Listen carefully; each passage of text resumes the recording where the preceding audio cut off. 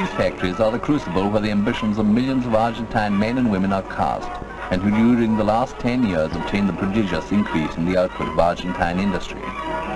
Together with the victory of human endeavor, the workers' movement, which instituted the rights of the workers, also triumphed due to the justicialist doctrine which is enforced today and protects everybody equally. The work of these girls in the factory is not today the sacrifice it was.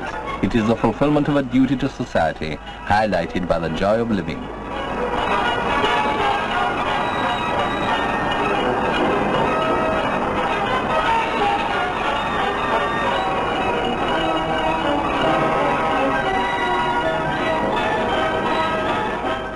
Let us pick one of these girls at random. It could be this one. Yes, it is Amanda Fernandez, an Argentine girl, and she works in the sewing section in one of the many factories in Greater Buenos Aires. Señorita Amanda Fernández, presentes en la oficina del personal.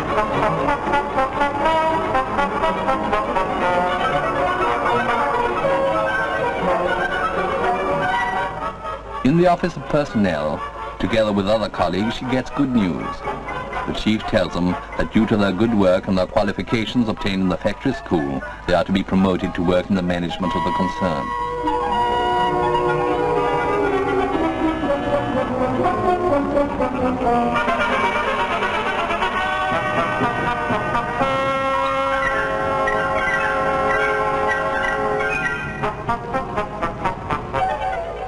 Amanda is happy and sad at the same time, the emotion with which all fundamental changes culminate. Happy before the new horizon which she perceives in the friendly looks of her future comrades. Sad because she must leave those who were her comrades at the machines of the sewing section. She says goodbye to them and remembers with tears in her eyes.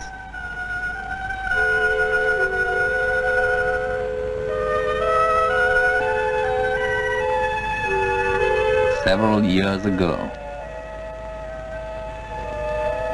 She arrived at the factory looking for work, a girl of the people who had to help her family.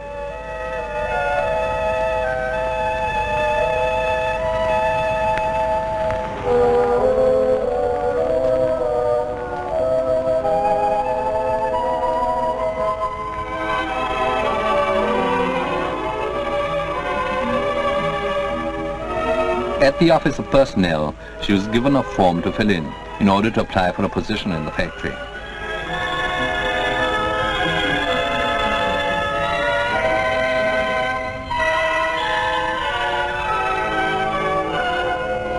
One of the principal requisites was to certify a good state of health by means of a meticulous medical examination which was effected in the factory's dispensary.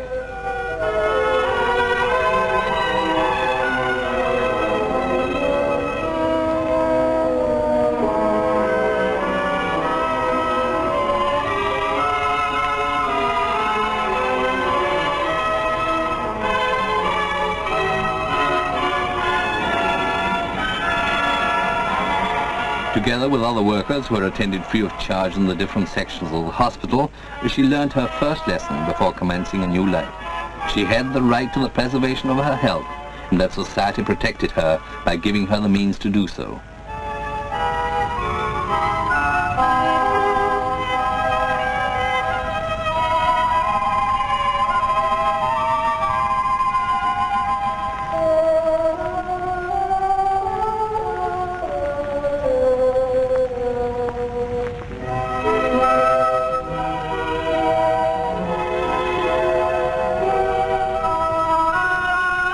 The Chief of Personnel carefully perused her application form and the data of her medical chart.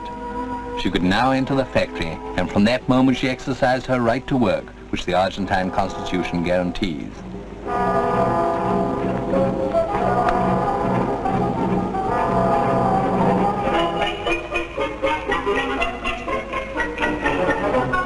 So she donned her overall, and so she entered the sewing section where she was introduced to the supervisor, a comrade who was to become something of a sister, teacher and mother to her.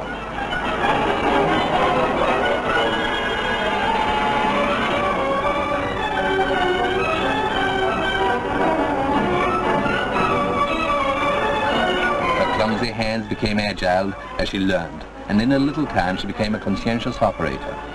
In such a manner she occupied her place in the lines of the great legion of women workers. There she learned to understand the sacrifices and to appreciate the efforts of these tireless women who work, and soon their worries and their joys became hers too.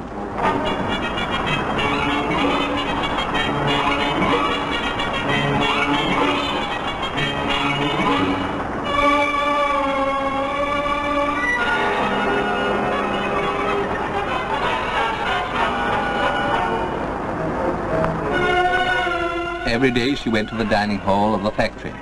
There all caste disappeared and everybody, managers, chiefs and workers, became equal in the simple and practical system of serving the meal. The supervisor told her that these just and dignified conditions in which all working activities take place are the effect of the humanization of capital and the respect with which the Argentine worker is regarded.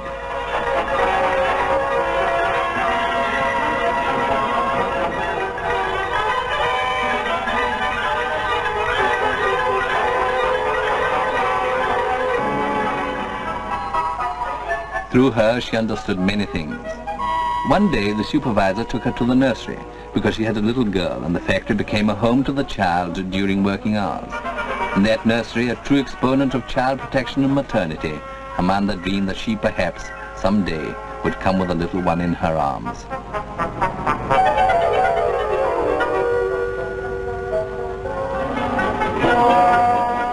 In the self-same factory, she found the opportunity to renew her interrupted secondary studies. The factory school facilitated the schoolrooms, and at the end of each day, she had within her reach the means wherewith to aspire to a better future.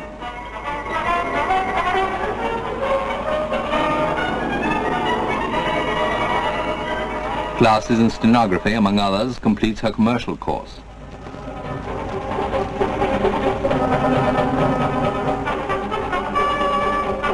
She could also go to sewing classes where she makes her own clothes.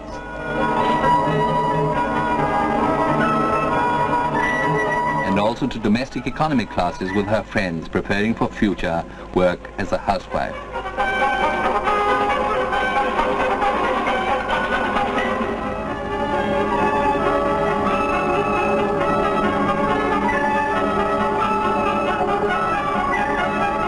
At the end of her first year, together with her usual remuneration, she receives the congratulations of the supervisor and her annual bonus, which was a further incentive to work and progress.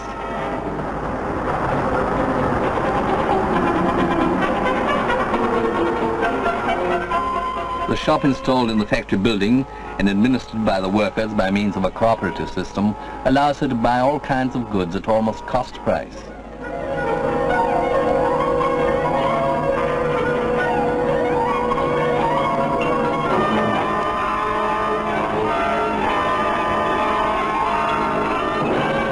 But what she was most enthusiastic about were the facilities offered by social tourism in order to get to know distant corners of the Republic where she was able to travel with several friends during her annual holidays.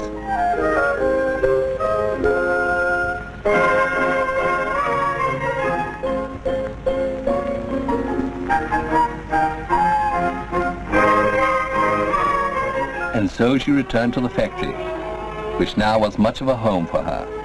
And so the years passed, perhaps the best of her life, with her brother workers, men and women.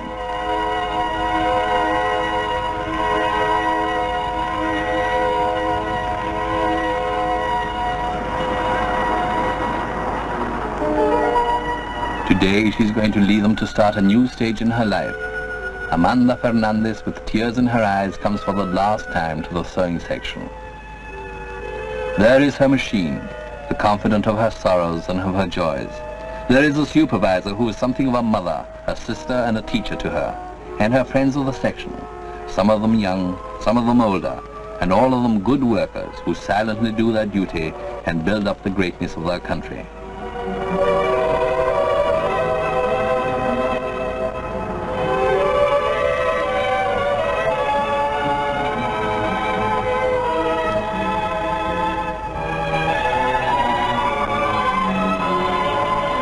While Amanda Fernandez leaves, an inside voice in unison with the noise of the machine seems to say proudly from the bottom of her heart, "I have been and am an Argentine working woman."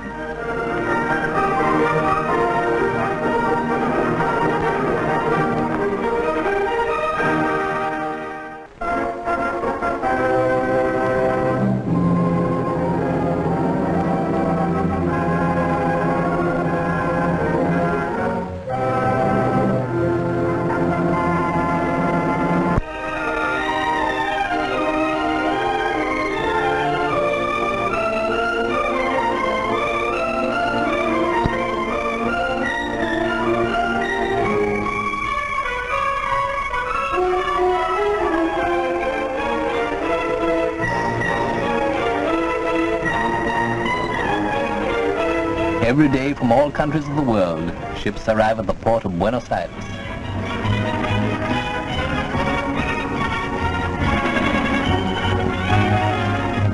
They come from Italy, from Sweden, and from Germany, from Japan, and from England. And the flags of all nations of the world flying over the River Plate are a sign of cordiality and friendship.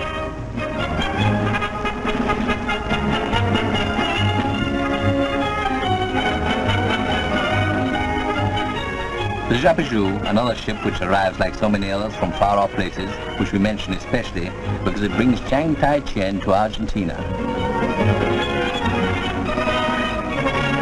In the same ship many immigrants arrive, some called by relations already established in Argentina, and others simply attracted by the hope of a country where peace, liberty and justice are not vain words.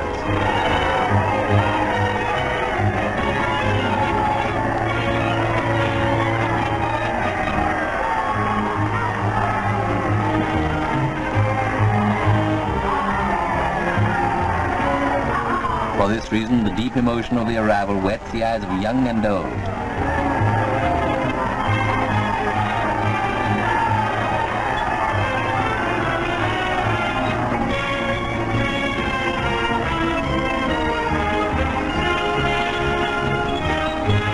Perhaps you know who Chiang Tai-chien is. He is a well-known Chinese painter who, upon arriving in Argentina, said to reporters, "I am most happy to be in this generous country where there is no racial discrimination." This equality is manifested in all inhabitants of Argentina by means of the indifference towards he who travels together with us or dines near our table, a universal characteristic of all Argentines which is completely unnoticed by them, nor is even thought of.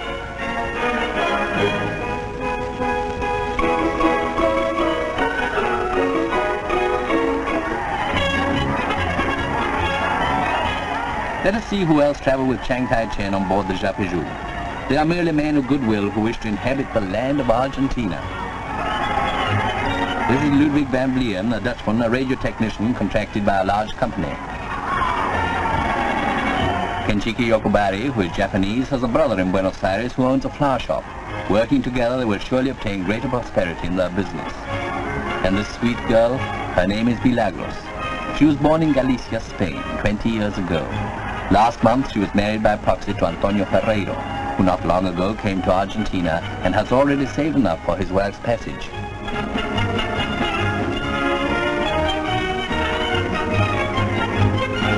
We could continue in the same way. However, the customs formalities have been completed and everyone hurries away to get to know their new country and are swallowed by the metropolis.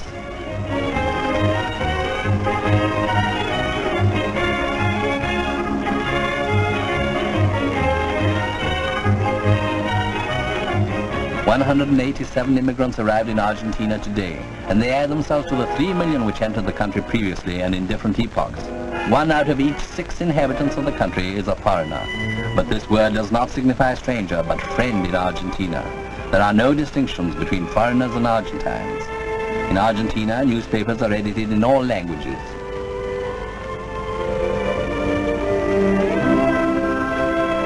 In very few countries are there so many publications printed in so many different languages.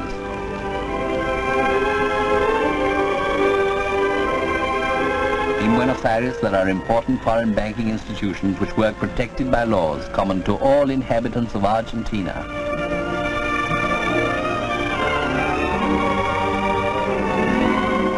Commerce is absolutely free in its diverse ramifications, and the shop signs give eloquent evidence of the cosmopolitan nature of Buenos Aires.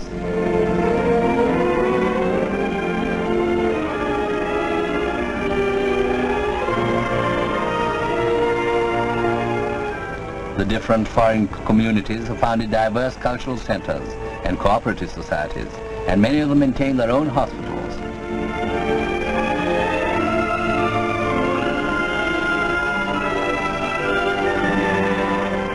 The freedom of religion, established by the Argentine Constitution, allows the different creeds to erect churches and temples in any part of the Republic. Roman Catholics, Methodists, Greek Orthodox and Jews live together in peace and order in this great community.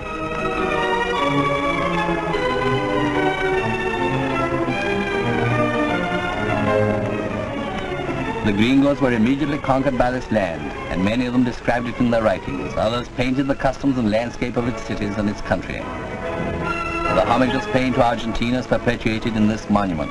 In its turn, Argentina has expressed its gratitude to foreigners, such as Brown, founder of its navy, and Garibaldi, both of which embrace the cause of liberty. Many private schools founded by foreigners are famous and have contributed to the culture of the nation.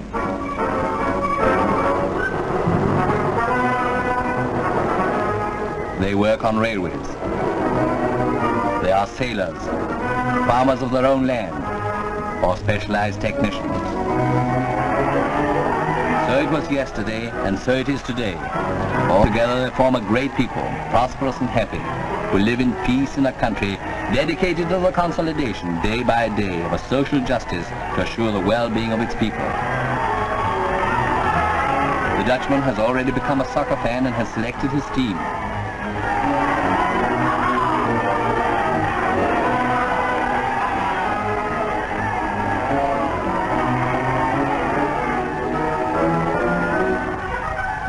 The Japanese is happy because his business prospers.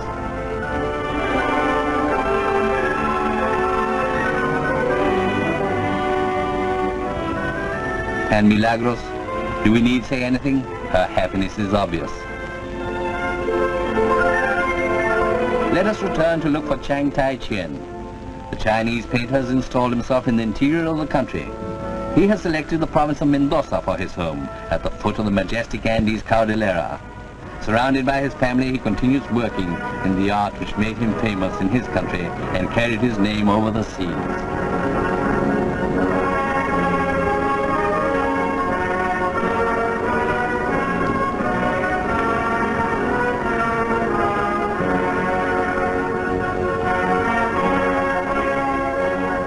The land has commenced its task of assimilation.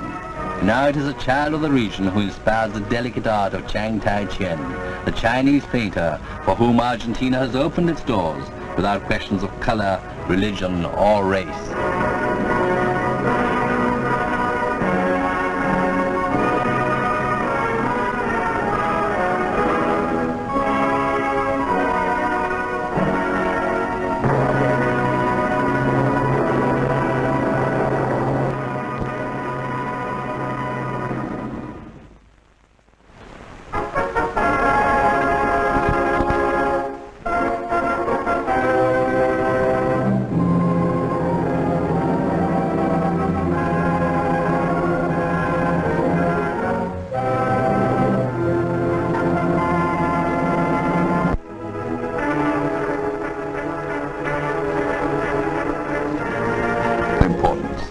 It's only a cell in an enormous mass of cement, steel and brick. There are thousands, millions of houses, but when one of them is our house, it's a different matter.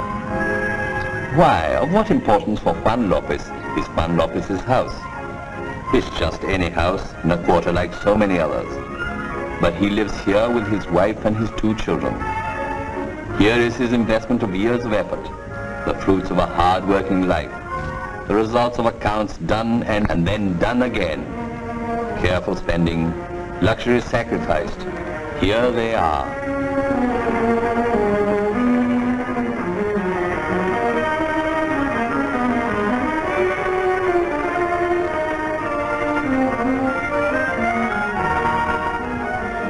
For simple pleasures, modest savings and privations have been turned into the dining room.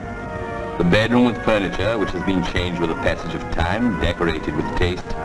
The boys' bedroom. The bathroom, which was so expensive to install. And the kitchen, which was finished with the money from last year's bonus. In this house, in this home are centered all Juan Lopez's hopes. And in it he stores a treasure of memories for time to come.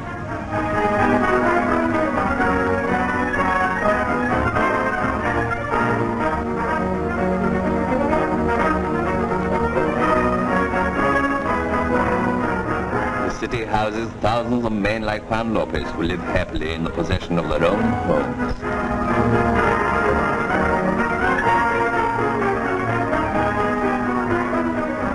All of them work hard, and their lives vibrate in unison with the vertiginous rhythm of the metropolis.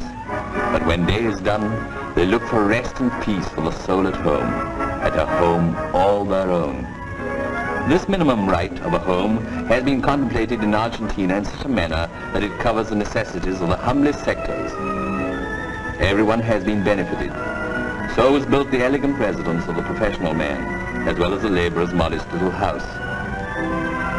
In this way, the house was enlarged for the boys growing up. So too was built the monumental apartment building.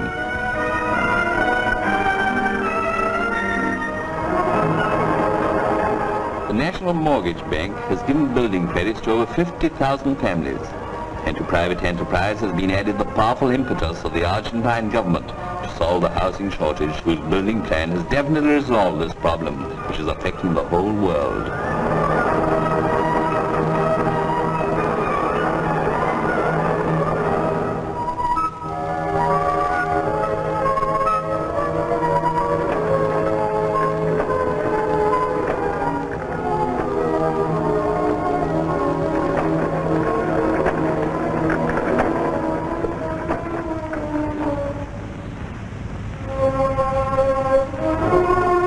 The crowding of populations, an evil common to all capitals, has been offset with excellent results by the construction of building projects, rationally conceived, which are almost cities, modern, sunny, with wide streets, aesthetically attractive. They are a balm to the spirit and are the testimony of a new era of economic prosperity and social justice which now exists in the Argentine Republic.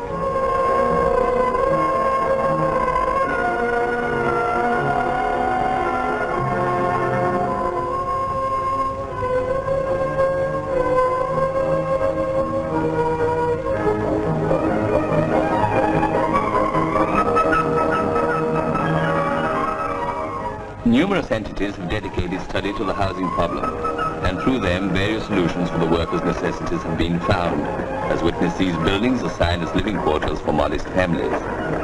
The National Pension Institute has made 47,000 loans, and the Hogar Ferroviario, or Railwayman's Home, has fulfilled more than 22,000 applications in 10 years. Similar figures can be given for the welfare organizations of the ministries of the Army, the Navy, and Aeronautics, as well as for the bank workers' pension scheme and those of the provincial governments.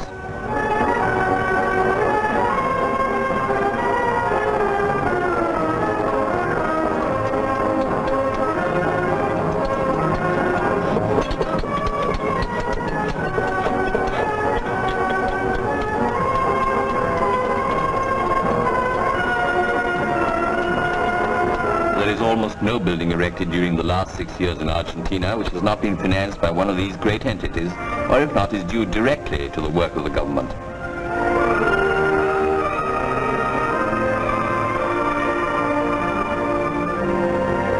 The occupancy of the houses of Ciudad Evita has been awarded to authentic workers, as well as in the case of completed projects such as number 1 of the Ezeiza Airport, built on the road which unites the airport to Buenos Aires, the Presidente Perón on General Paz Avenue, which limits the capital, the Primero de Marzo, and many others.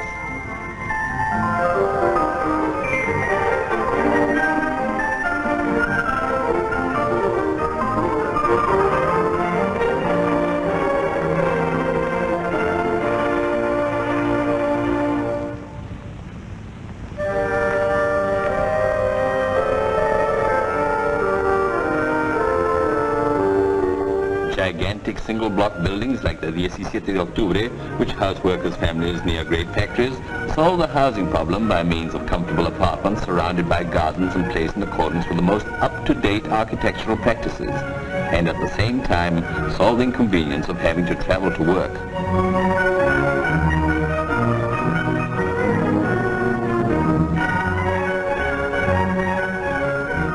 In a few years, homes such as these have been built in all parts of the Argentine Republic, wherever somebody like Juan Lopez works honestly to earn his sustenance. All these houses are signs of men whose daily work is done under conditions of dignity with just wages. They are the sign of a peaceful people which produces and wishes to save, and can do so to obtain happiness, because it has confidence in the future.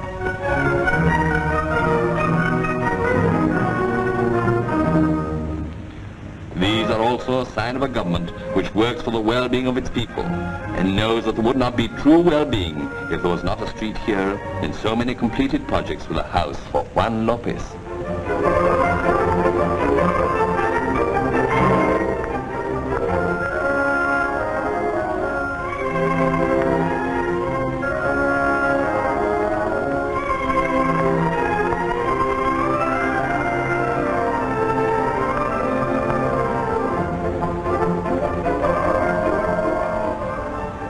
Señor Juan Lopez, a humble Argentine citizen, lives in complete freedom with his family, without hates of classes or races, in the assurance of work, happiness, and a safe future.